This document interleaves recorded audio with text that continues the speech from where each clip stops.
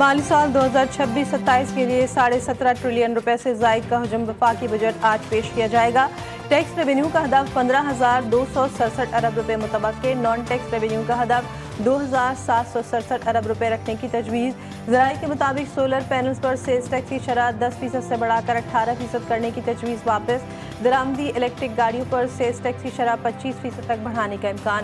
कर्जों पर सूद के लिए 7,824 अरब रखने की तजवीज़।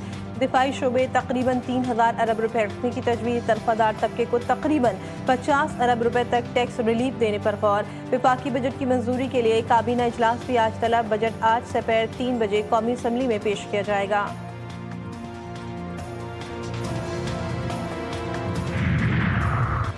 माशी तरक्की की शरह नमू 3.7% रही। तवक्को थी रवा माली साल शरह नमू 4% से जायद रहेगी।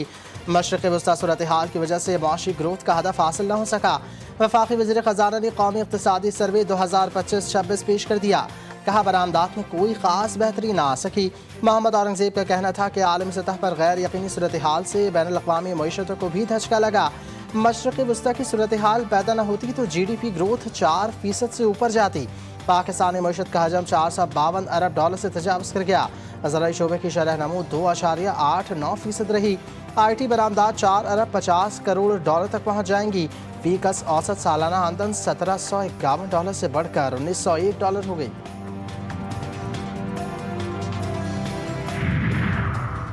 PTI का बजट इजलास का बॉयकॉट न करने का फैसला। बजट सेशन में भरपूर एहतजाज का ऐलान। PTI पार्लिमानी पार्टी में फैसला किया गया। पार्लियामेंट के अंदर और बाहर भरपूर एहतजाज किया जाएगा। बानी PTI से मुलाकात और रिहाई का मुतालबा हर सूरत बरकरार रखेंगे। वज़ीर आला सोहेल आफरीदी ने बानी से मुलाकात की कोशिशें तेज़ कर दी। हुकूमत और PTI के दरमियान फिर राब्ता। मुलाकात के हवाले से अगले चंद घंटों में पेशरफ का इम्कान।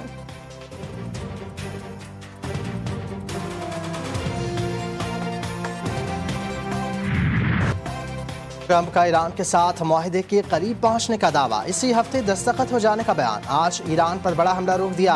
दावा किया कि मुआहदे के नुकात तफसीलात पर तमाम फरीक़ैन उसूली और तफसीली सतह पर मुत्तफ़िक़ हैं, जिनमें पाकिस्तान, अमरीका, इसराइल, सऊदी अरब, UAE, कतर, तुर्की समेत दीगर ममालिक शामिल हैं। हातमी मुआहदे पर दस्तखत तक बहरी नाकाबंदी बरकरार रहेगी। मुआहदे पर दस्तखत के वक्त और मकाम का ऐलान जल्द किया जाएगा। अमरीकी सदर ने ईरान पर आज रात हमले करने का ऐलान किया था।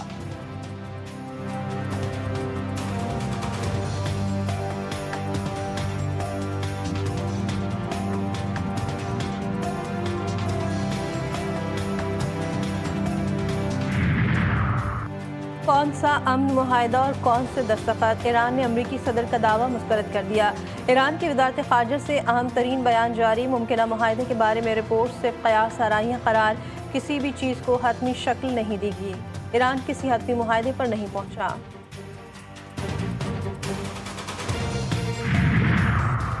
अमरीकी कार्रवाइयों ने जंगबंदी को गैर मौसर बना दिया। उसके खतरनाक नताइज की जिम्मेदारी वाशिंगटन पर आयद होती है। ईरानी वज़ीर ख़ारजा ने अमरीकी हमलों को अक़वाम मुत्तहिदा के मंशूर और बैनुल अक़वामी क़वानीन की खुली खिलाफ वर्जी करार दिया। अब्बास राशदी का यूरोपीय यूनियन की खारजा पॉलिसी की सरबराह काजा कैलिफ से राब्ता। ईरान की जानब से उर्दन, बहरीन और कुवैत में अहदाफ पर हमलों के बाद पैदा होने वाली सूरत हाल पर भी बात की। ईरान के नायब वज़ीर ख़ारजा काज़िम गरीब आबादी ने कहा कि अमरीकी हमलों ने जज़वी जंगबंदी ख़त्म कर दी। अब तेहरान और वाशिंगटन मुज़ाकरात बेमानी और गैर मौसर हो गए। हमलों के नताइज की जिम्मेदारी अमरीका पर होगी।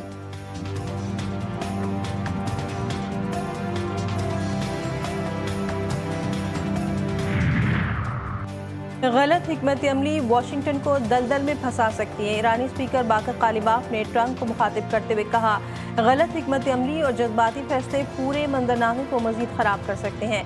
ऐसे फैसले तवानाई के बुनियादी ढांचे और आलमी मंडियों में शदीद अदम इस्तेहकाम पैदा कर सकते हैं।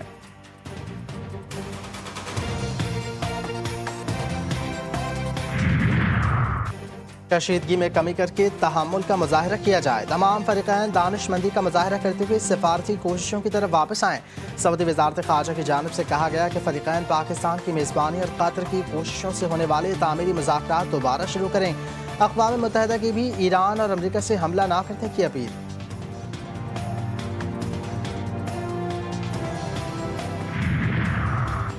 गिलगित बल्तिस्तान में हुकूमत साजी। पीपल्स पार्टी और मुस्लिम लीग नून के वफूद की मुशावरती बैठक। मुलाकात में हुकूमत साजी के लिए मुमकिना फार्मूलों, सियासी ताउन और दीगर अमूर पर तफसीली तबादला ख्याल।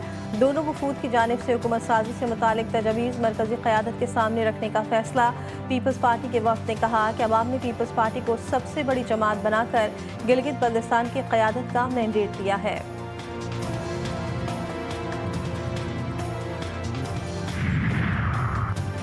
लीडर की रिहाई के लिए एहतजाज करें लेकिन इदारे को भी तौखीर ना किया जाए। वज़ीर दिफा ख्वाजा आसिफ ने PTI को खरी खरी सुना दी। कौमी असम्बली इजलास में कहा, आसिफ अली जरदारी, नवाज शरीफ, शहबाज शरीफ, मरियम नवाज और बाकी ने भी सजाएं काटी हैं। हमने सिस्टम और ऐवान के तकद्दुस को दाव पर नहीं लगाया। 2.25 साल में कार्रवाई का महवर तहरीक इंसाफ के लिए उनके लीडर हैं। ये लोग ऐवान की कार्रवाई में हिस्सा नहीं लेते। इस इदारे को भी एक शख्स के लिए निशाना बनाया। शख्सियात तो आनी जानी चीज़ हैं, बड़ी बड़ी हस्तियाँ इस दुनिया से चली जाती हैं।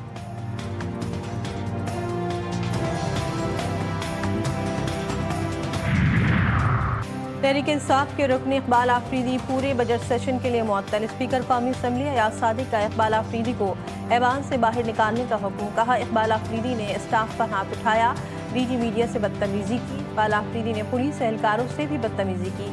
ये सब नाकाबिल कबूल है। फरनाज अकबर ने इकबाल आफरीदी की रुकनियत मुअत्तल की तहरीक पेश की, जिसे ऐवान ने मंजूर कर लिया।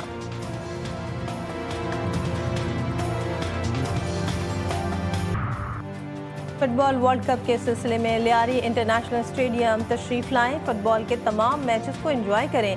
चेयरमैन पीपल्स पार्टी बिलावल भुट्टो का कराची वालों के लिए पैगाम।